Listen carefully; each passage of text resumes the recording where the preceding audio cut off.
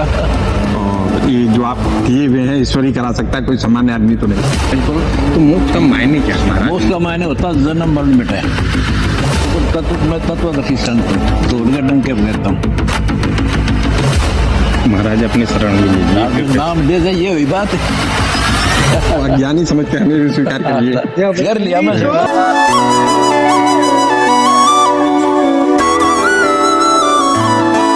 तू सब कुछ देता है। आओ जी, आपका स्वागत है। महाराज एक मन में सवाल था कि एक तो आप जो ये कर रहे हैं वो ईश्वर ही कराता है और करता है। मैं डॉक्टर प्रसून शुक्ला, मैं एपीएन न्यूज और नेपाल वन न्यूज चैनल का मैनेजिंग एडिटर हूँ। आके दर्शन करने आया। बहुत धन्यवाद आपका।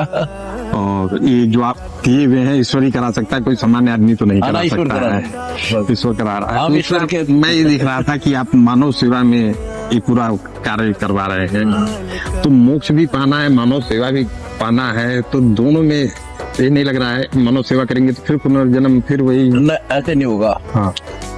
भक्ति के साथ सेवा करने पर क्या कर्म संस्कार नहीं जुड़ेंगे? ऐसे में मोक्ष कैसे संभव होगा?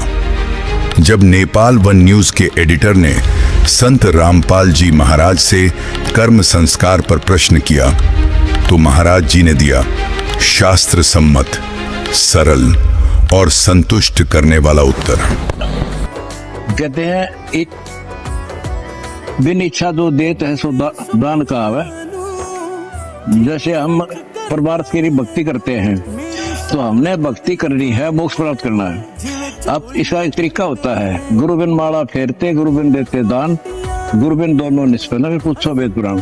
जैसे आप वैसे डायरेक्ट कोई सेवा करोगे तो आपका कर्जा हो गया उन पर, और तो फिर वो आपको आपने आगे वो देंगे, फिर कभी तो आपका जन्म होगा।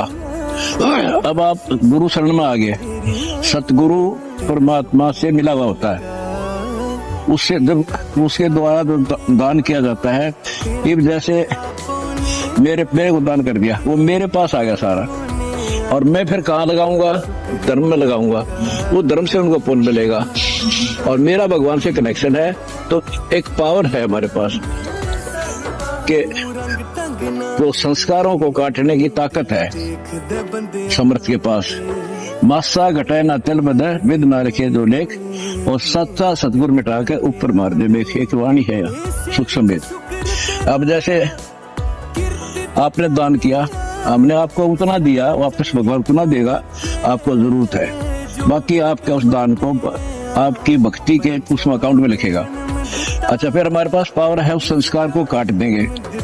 काटे बिना मेरी बात नहीं सिंह पावर जैसे राष्ट्रपति जी के पास पावर है, फांसी की सजा को टाल सकता है, तो वो पावर उस संत से होती है जो भगवान से कनेक्टेड है। अरे आप देखिए ना, भगवान से कनेक्टेड बिना यूं काम हो नहीं सकता। तो कर्म और संस्कार अलग है कि एक ही है? क्या कर्म और संस्कार एक ही हैं या दोनों में कोई अंतर है? सत्य की खोज कर रहे जिज्ञासु को संत रामपाल जी महाराज ने दिया शास्त्र प्रमाणित सटीक उत्तर। देखो, संस्कार तो पिछले जन्मों से होते हैं। पिछले जन्मों में किए हुए जो पुण्य हैं, जो अच्छे बुरे हैं, उनसे संस्कार बनते हैं। और कर्म ही हम कर रहे हैं, जो बुरे कराएंगे तो बैड अकाउंट में, अच्छे कराएंगे गुड अकाउंट में। ये अलग है, संस्कार अलग है और कर्म अलग है। और कोई प्रश्न और पूछ रहे अध्यात्म का मास्टर? ये कह रहे थे कि हर आदमी को लगता है कि ईश्वर के पास जाना है, मोक्ष प्राप्त करना है। बिल्कुल। तो मोक्ष का मायने क्या है? मोक्ष के मायने क्या है?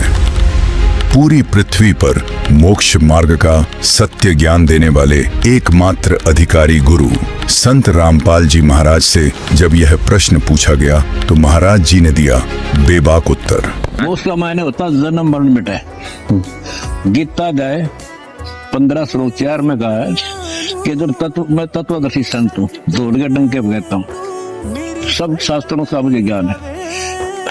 गीता 15 श्लोक 4 में कहा कि जब तत्वदर्शी संत मिल जा तत्व ज्ञान की प्राप्ति के पश्चात परमात्मा के उस परम पद की खोज करनी चाहिए, जहाँ जाने के बाद साधक फिर लौटकर संसार में कभी नहीं आता। ये मोक्ष है। तो मोक्ष का अंतिम उद्देश्य क्या होता है? मान लीजिए जैसे हम मोक्ष पा गए, न जीवन होगा न मरण ना, होगा, ऐसा नहीं है, वह जीवन होगा। मोक्ष प्राप्त होने के बाद क्या होता है?